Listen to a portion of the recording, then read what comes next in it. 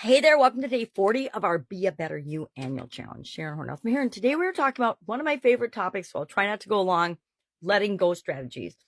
I'm going to share 10 tips for letting go, and I'm going to go deep in number 3 that talks about forgiveness and releasing resentment, because I think that is a very powerful step. And I already actually started doing number 7 this morning. I started to declutter and go through winter clothes and winter jackets and winter things that have been piling up in a spot in my bedroom. And I'm like, I got to do something with this pile of stuff, decide what to get rid of, what to let go of, letting go strategies, because our environment, as well as the people we interact with and how we feel, it impacts how we feel about ourselves or how we let ourselves feel about ourselves, right? We don't ever have to let anybody or anything get to us, but we often do on a subconscious level, and that impacts our confidence, usually in a negative way.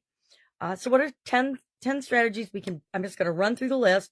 I could give 3 steps for each one. If that's something you'd like to go deeper on, let me know and we'll do a separate little video or something on it, because I think I've done literally, I think 8 or 9 different videos on letting go strategies and different strategies I used to let go of the most common limiting belief, which guess what?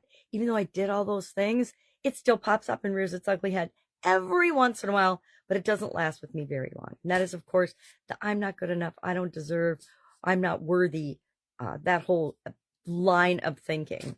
So what are some of the things that we can do when we notice? Well, the first thing we need to do is, of course, acknowledge and notice and become aware and accept our feelings and emotions.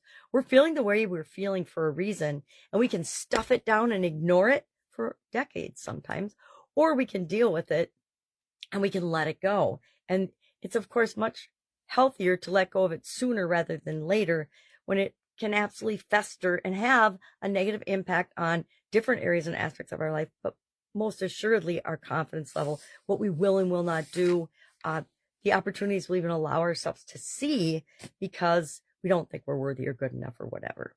Number 2, we want to identify challenges.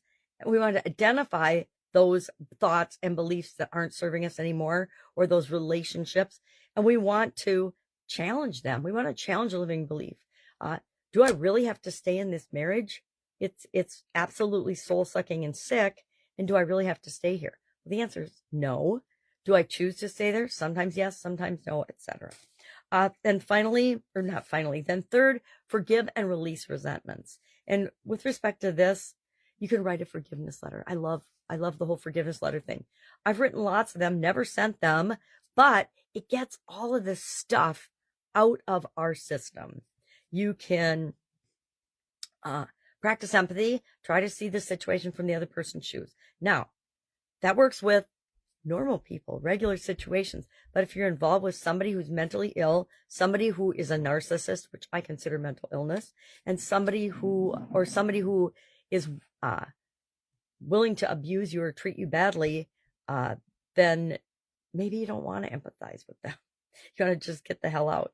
So we're going to talk about this one some more, because the third thing we can do when it comes to forgiving and releasing resentment is do some sort of ritual. And I'm going to talk about the rituals that I did, but I'll come back to that if we have time. Embrace mindfulness and present moment living. Be present, practice gratitude. I mean, I don't know how many times I talk about these same things. And engage fully in whatever activity you're doing. I have to consciously shut down my brain, and when I'm hanging out with my granddaughters, be present with my granddaughters. Or I'm always multitasking, which is not a good thing when we're trying to engage with little human beings. 5, let go of perfection. I don't think I've ever had the it's got to be perfect mindset, so I consider myself lucky there. But we have to set realistic expectations. We have to realize that things are what they are. They're not necessarily what we want or expect them to be right now. We have to adapt a growth mindset and celebrate wins. Whenever we have wins and things work out, we do the right thing. Yay me, right? Go you. Number 6, we want to, I need a magnet.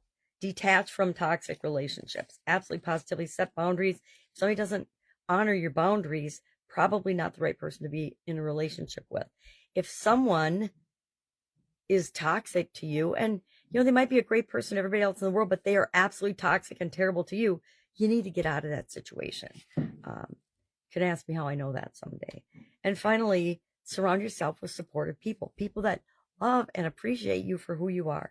7, declutter your physical and digital spaces. I actually started, like I said, decluttering my physical space this morning, and I will continue to do more of that because I know how powerful it is. If I don't have a lot of extra stuff in my life, it actually frees me up to create and bring in the things I really want now. Because I had this stuff for a reason, right? But that reason is often long, long gone. It's like replaying a negative event over and over and over again in our head in our life, or worrying about things that we don't have any control over. It doesn't put any positive energy in the world, so why are we bothering to do it? Engage in self-care and stress management. There's a whole lot of things we can do. I mean, there's entire coaches and courses and books, thousands of books written on managing stress, reducing stress, good stress versus bad stress. Eustress means I'm excited about doing something. De-stress means I'm freaked out about something bad. That's a really simplified version or definition. Number 9, take inspired action, meaning follow a passion project. Do things that you love to do. Set goals, of course, and engage in positive social interactions, not just going online and reading people's negative feeds or people's brag feeds online that make you feel bad about yourself. Just don't do those things. I learned that when I first came online. I would watch a bunch of people that were ahead of me on the journey of online business and online marketing, and I would go down these rabbit holes of watching what they did instead of taking action myself. Luckily, that didn't last too long. And then finally, number 10, life is a journey. Trust the process. Trust that things are happening for us, not to harm us or hurt us. They're there to show us something, and as soon as we see the thing that we need to see, we can move on and move beyond that and create the confidence in the life that we want. So what are some different ways we can release things? The whole I'm not good enough was coming up a lot in my coaching and consulting early on. And I'm like, okay, well, we've all felt that way. I don't think there's a person on the planet that hasn't at least once in their lifetime thought, I can't do this. I'm not good enough. This isn't for me. So how do we overcome some of those things?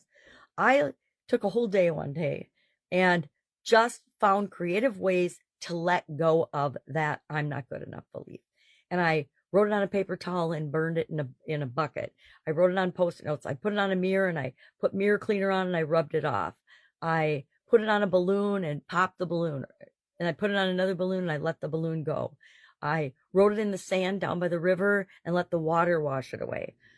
And I don't even remember all the things I did, but I did a whole bunch of things like that just to have, number one, have fun with letting go of something that had had a grip on my life for literally decades. So today, think about one way, or just pick one of these letting go strategies and actually do it to a limiting belief. Maybe the first limiting belief that pops into your head today. Maybe it's, I'm so tired I can't get anything done, or I'm exhausted. Well, are you really exhausted? You just woke up. If you had 2 hours sleep and were out partying last night, you might actually be exhausted. But if you got 8 hours sleep and you're just dreading your day, that's a different kind of tired. And that's one we can challenge, because that's a limiting belief. We can create all the energy we need in an instant if we decide we want to. All right, any questions, hit me up. Otherwise, have an awesome day, and I'll, of course, be with you tomorrow.